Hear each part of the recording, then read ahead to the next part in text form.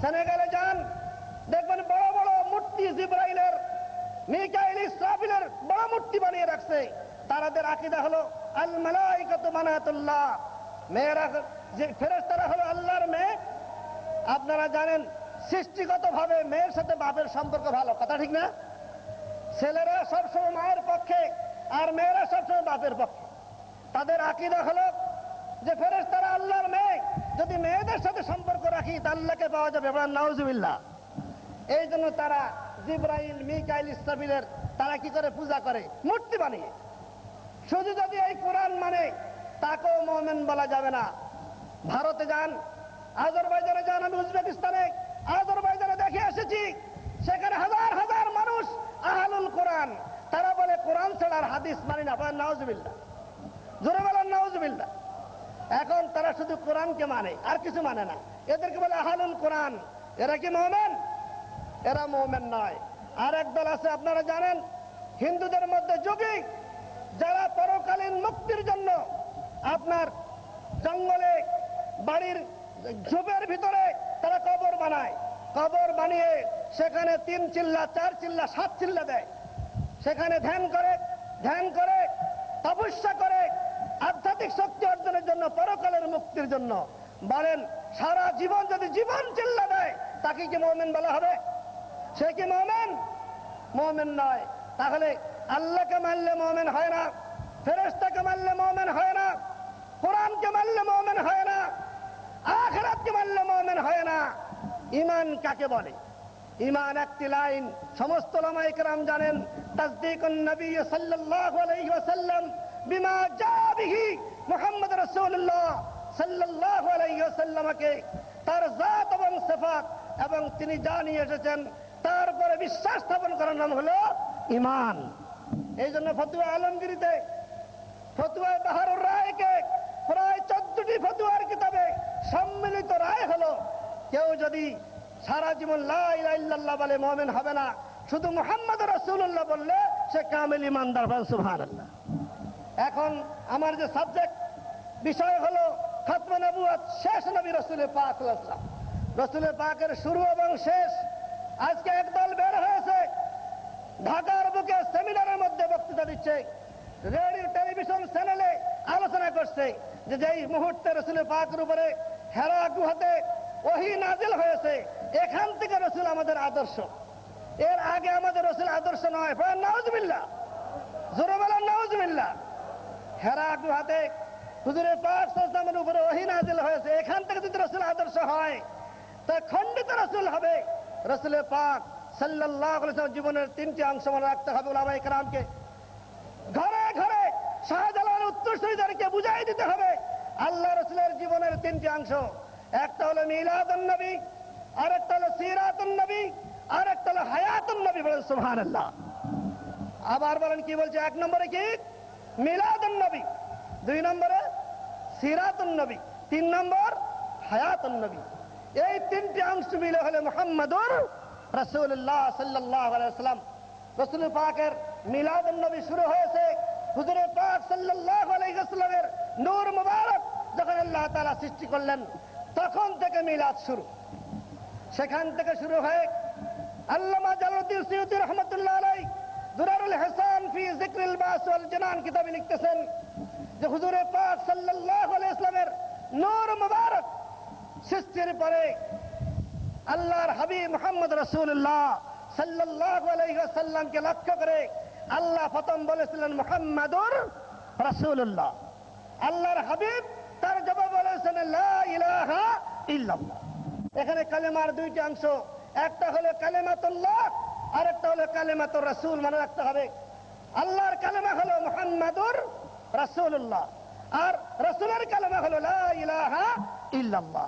আর 2টা মিলে হলো মুমিনের ঈমান, লা ইলাহা ইল্লাল্লাহু মুহাম্মাদুর রাসূলুল্লাহ। কেউ যদি লা ইলাহা ইল্লাল্লাহ মানে মুমিন হবে না, কিন্তু মুহাম্মাদুর রাসূলুল্লাহ বললে সে মুমিন। কিন্তু আল্লাহর কালেমা এবং রাসূলের কালেমা 2টা যদি সমানভাবে না মানে সে মুমিন হতে পারে না।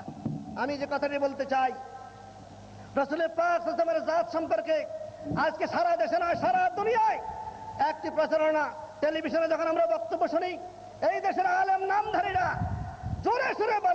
যদি কোনো মানুষ রসুলকে নূর মনে করে সে মুশরিক, সে শিরক করেছে।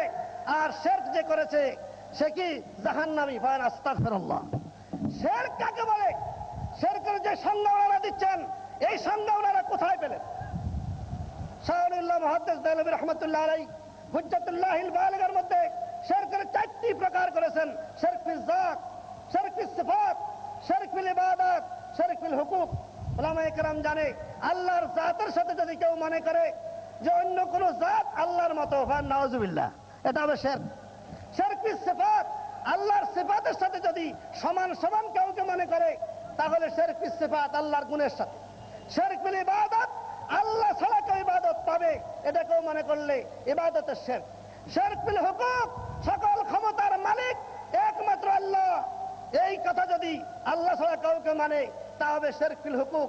শাহরুল্লাহ মুহাদ্দিস দেহলভী লিখে গেছেন। কিন্তু রাসূলুল্লাহ সাল্লাল্লাহু আলাইহি ওয়াসাল্লামকে আপনি যত প্রশংসা করেন, যদি খালেক না বলেন, স্রষ্টা না বলেন, আল্লাহর জাতের সাথে তুলনা না করেন, যত প্রশংসা করবেন তা হবে আল্লাহরই হুকুম রসুলের শানকে বুলন্দ করা। রাফা'না লাকা যিকরাক। আমি বলতে চাই সংক্ষিপ্ত আকারে, যদি কেউ রসুলের পাকের শানে আঘাত করে সে কেমন অবস্থা হবে একটু বুঝেন সংক্ষেপে। একজন মানুষ যদি শিরক করে সারা জীবনে 1 লক্ষ শিরক, 2 লক্ষ শিরক, সারা জীবন শিরকের মধ্যে লিপ্ত, কিন্তু লা ইলাহা ইল্লাল্লাহ মুহাম্মদ রাসূলুল্লাহ এরপরে বিশ্বাসটা আছে। কথা খুব খেয়াল করেন। যদি সারা জীবন শিরকে লিপ্ত থাকে কিন্তু আল্লাহর উপর ঈমান আছে, রাসূলের পাকের ঈমান আছে, কিন্তু শিরক গুনাহ করতেছে, কোরআন সাক্ষী যে শিরক গুনাহ তওবা ছাড়া মাফ হয় না। যদি সেই বান্দা একজন আল্লাহর ওলির সামনে বসে রাসূলের পাক সাল্লাল্লাহু আলাইহি ওয়াসাল্লামের নূরে মুহাম্মাদি সাল্লাল্লাহু আলাইহি ওয়াসাল্লামের তাওয়াজ্জু এবং ফয়েজ নিয়ে একবার তওবায় বসে যায়, শিরক থেকে লক্ষ লক্ষ শিরক তার এক মুহূর্তে মাফ হবে কিনা বলেন? জোরে বলেন, মাফ হবে কিনা? মাফ হবে। সে কিন্তু অমুসলিম নয়, অমুমিন নয়, বেঈমান নয়।